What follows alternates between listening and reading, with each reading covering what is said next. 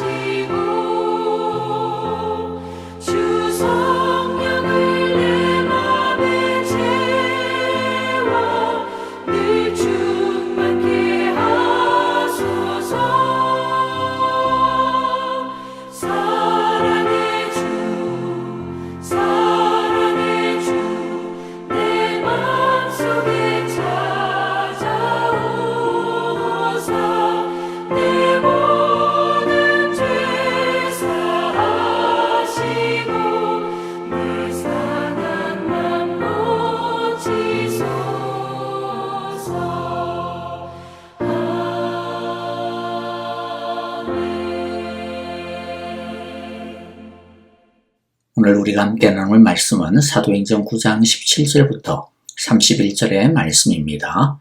함께 한 절씩 읽어봅니다. 그래서 아나니아가 떠나서 그 집에 들어가 사울에게 손을 얹고 형제 사울이여 그대가 오는 도중에 그대에게 나타나신 주 예수께서 나를 보내셨소. 그것은 그대가 시력을 회복하고 성령으로 충만하게 되도록 하시려는 것이요 하고 말하였다.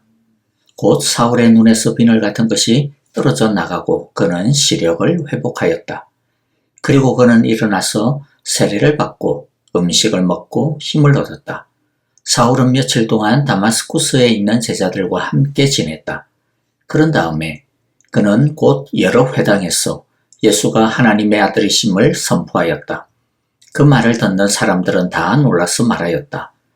이 사람은 예루살렘에서 예수의 이름을 부르는 이들을 마구 죽이던 바로 그 사람이 아닌가.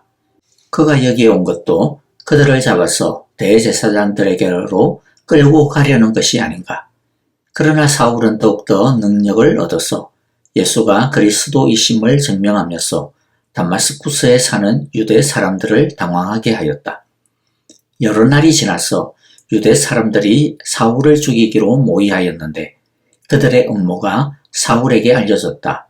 그들은 사울을 죽이려고 밤낮으로 모든 성문을 지키고 있었다. 그러나 그의 제자들이 밤에 사울을 광주리에 담아서 성 바깥으로 달아내렸다. 사울이 예루살렘에 이르러서 거기에 있는 제자들과 어울리려고 하였으나 그들은 사울이 제자라는 사실을 믿을 수가 없어서 모두들 그를 두려워하였다. 그러나 바나바는 사울을 맞아들여 사도들에게로 데려가서 사울이 길에서 주님을 본 일과 주님께서 그에게 말씀하신 일과 사울이 다마스쿠스에서 예수의 이름으로 담대히 말한 일을 그들에게 이야기해 주었다. 그래서 사울은 제자들과 함께 지내면서 예루살렘을 자유로 드나들며 주님의 이름으로 담대하게 말하였고 그리스 말을 하는 유대 사람들과 말을 하고 토론을 하기도 하였다. 그러나 유대 사람들은 사울을 죽이려고 꾀하였다. 신도들이 이 일을 알고 사울을 가이사랴로 데리고 내려가서 다소로 보냈다. 그러는 동안에 교회는 유대와 갈릴리와 사마리아 온 지역에 걸쳐서 평화를 누리면서 튼튼히 서갔고 주님을 두려워하는 마음과 성령의 위로로 정진해서 그 수가 점점 늘어갔다. 아멘. 그리스도 안에서는 누구든 새 사람이 될 수 있습니다. 사도 바울이야말로 이 새롭게 하시는 복음의 능력을 가장 극적으로 받은 대표적인 사람이라고 할 수 있습니다. 죄인 중에 괴수였던 그가 살인자요 포악자였던 그가 복음을 전하는 사도로까지 변화하였습니다. 그래서 사도 바울은 고린도후서 5장 17절에서 이렇게 감격하며 외쳤던 것이죠. 그런즉 누구든지 그리스도 안에 있으면 새로운 피조물이라. 이전 것은 지나갔으니 보라 새 것이 되었도다. 그런데 이렇게 새롭게 될 수 있는 이유가 무엇입니까? 바울이 잘났습니까? 자격이 넘쳤습니까? 아닙니다. 오직 그리스도 안에서, 즉 주님이 새롭게 하시는 것입니다. 다른 말로 하면 주님은 새롭게 하지 못할 사람이 없다라는 것이죠. 이 사울, 바울과 같은 사람도 새롭게 하시고 사도로 삼아주셨는데 주님께서 받아주시지 않을 사람은 없습니다.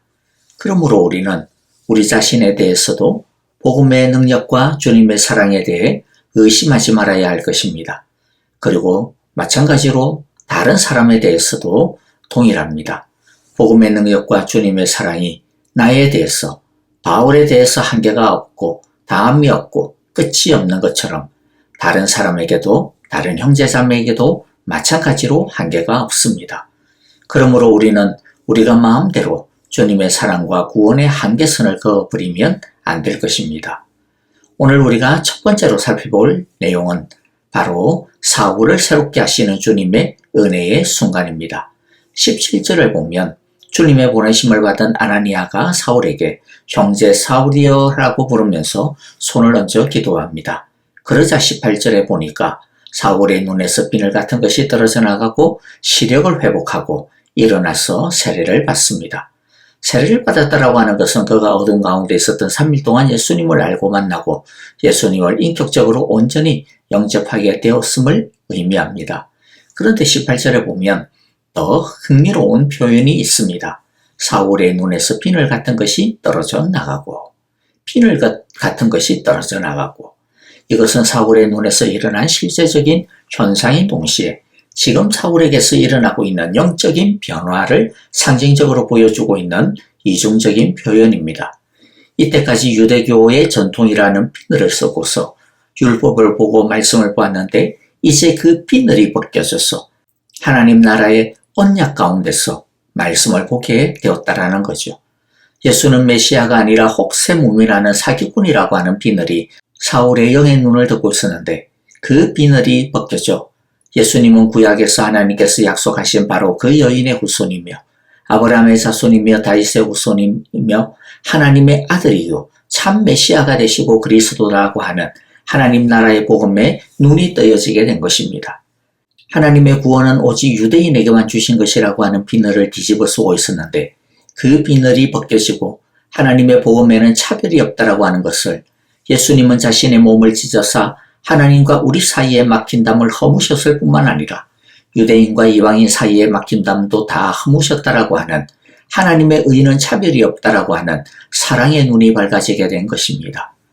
하나님의 구원은 오직 할례를 행하고 율법을 지켜야만 지킬 수 있다라고 하는 비늘이 그를 가리고 있었는데 그 비늘이 벗겨지고 오직 하나님의 은혜로 오직 예수님의 보혈로 오직 믿음으로 구원을 얻는다라고 하는 진리의 눈이 밝아지게 된 것입니다.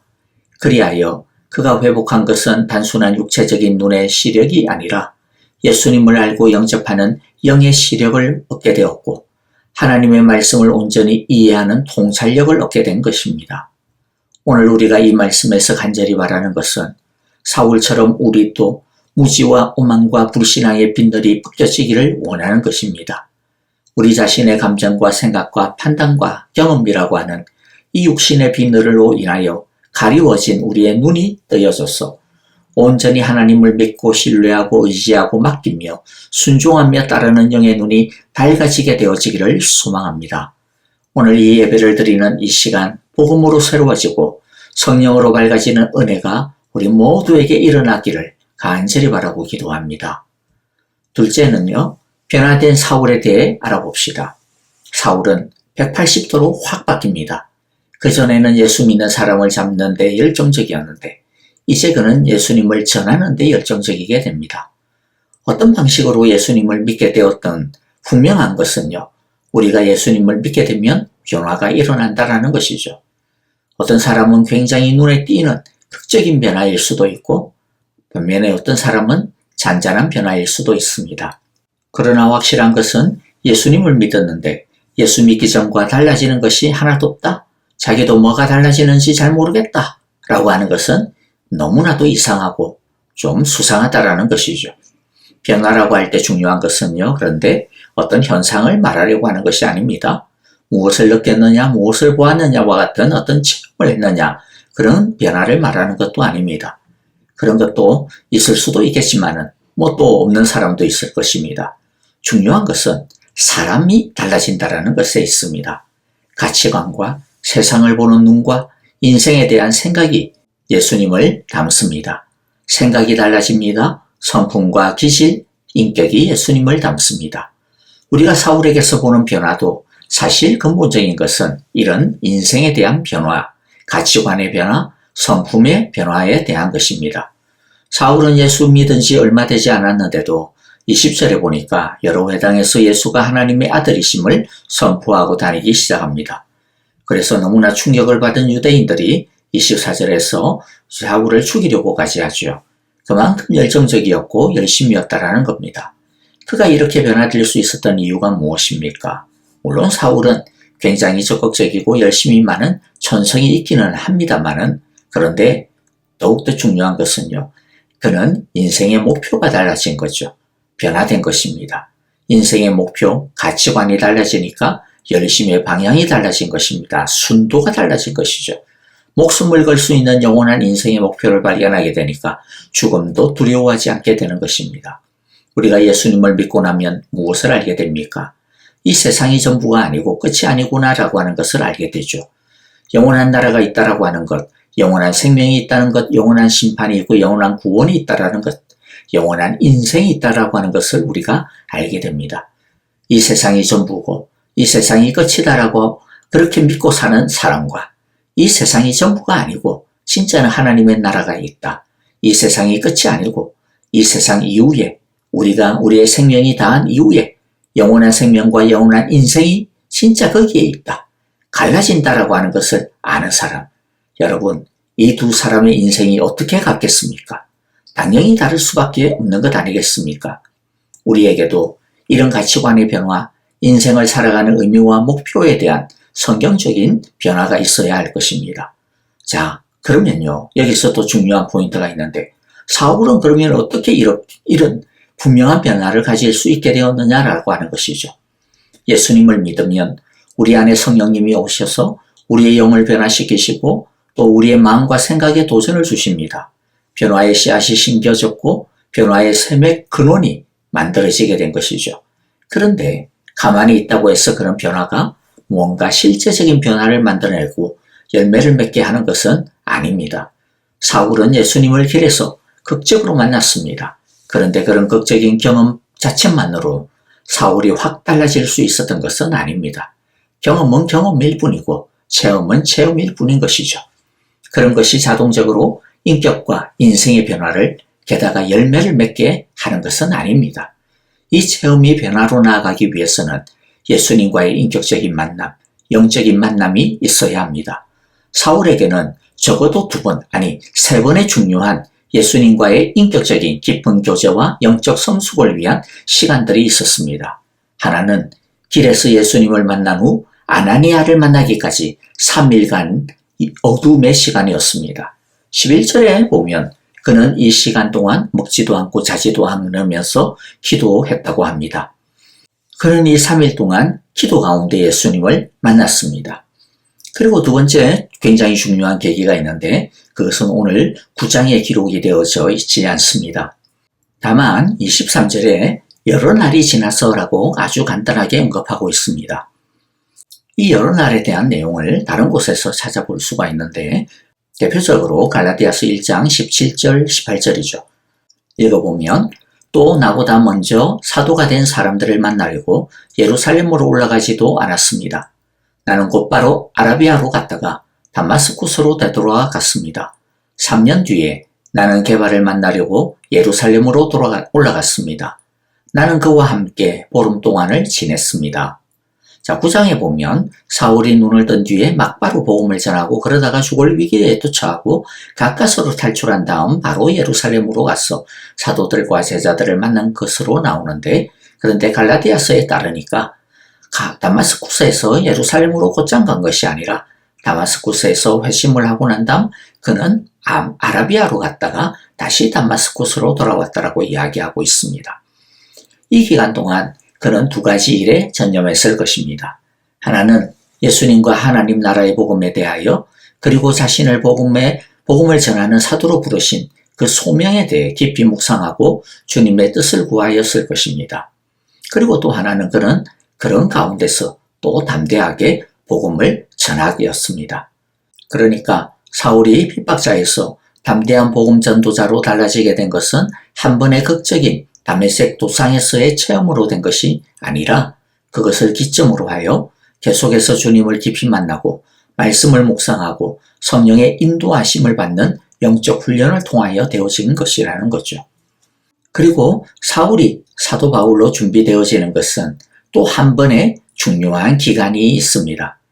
예루살렘으로 간 사울은 거기서도 유대인들에게 열심히 예수님과 복음을 전하고 그러다가 거기서도 죽음의 위기를 당하여서 예루살렘과 유다를 떠나 30절에 보니까 가이사랴를 경유하여 다소로 가게 됐죠. 그런데 이 다소에서 사울은 약 10년의 시간을 보내게 됩니다.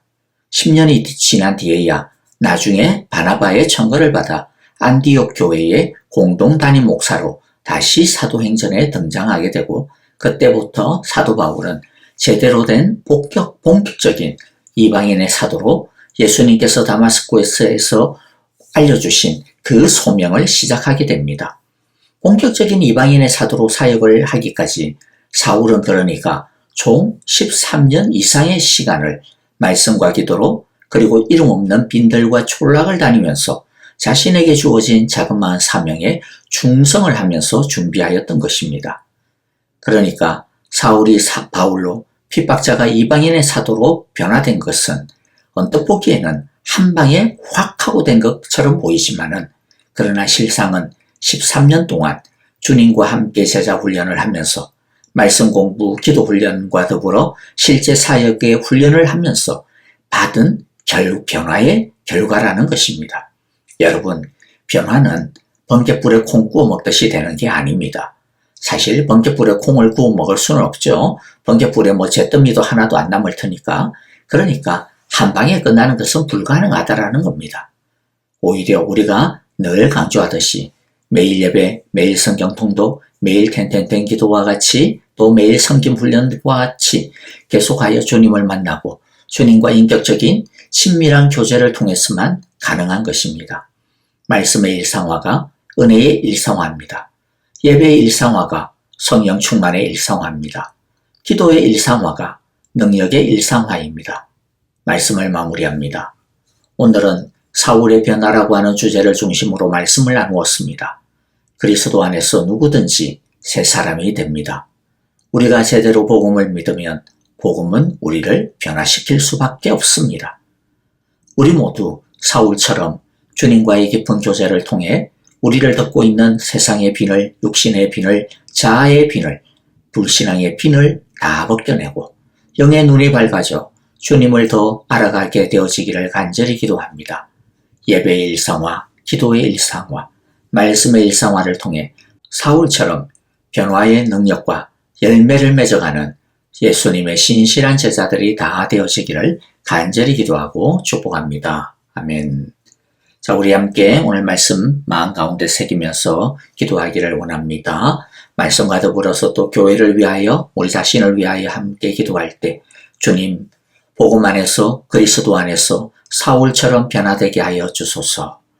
말씀의 일상화, 예배의 일상화, 기도의 일상화, 섬김의 일상화를 통하여서 변화의 능력을 이루어가게 하시고 변화의 열매를 맺어가게 하소서라고 우리 함께 기도하고요. 매일 예배마다 매 주일마다 성령의 충만함 가운데서 거듭나는 성도들, 거듭나는 교회, 변화하는 성도, 변화하는 교회가 되게 하소서라고 우리 함께 기도하기를 원합니다.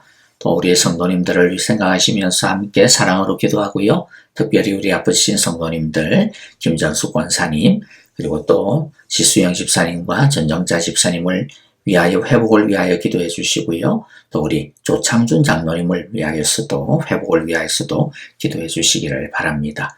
선교사님과 그 가정 섬기는 모든 사역 가운데 주의 성령의 충만하신 능력이 넘치게 하소서. 부흥의 은혜가 있게 하소서라고 우리 함께 기도합시다. 찬양하며 기도하겠습니다. 온 마음을 다해 주님을 찬양합니다. 그 선한 힘에 고요히 감사하여 그 놀라운 평화를 누리며 나 예수님과 함께 걸어가네. 나 성령님과 새 날을 여네. 지나가 넘을 어둠의 날들이 무겁게 내 영혼 짓눌러도 오 주여 우릴 외면치 마시고 약속의 구원을 이루소서. 우리 함께 고백합니다. 그 선한 능력 우리 감사시니 믿음으로 일어나를 기대하네. 주 언제나 우리와 함께 계셔 하루 또 하루가 늘 새로워. 함께 고백합니다. 주께서 밝히신 작은 불꽃이 우리의 삶 어둠을 헤치고 타오르네. 그 빛에 우리 모두 하나 되어 온 세상을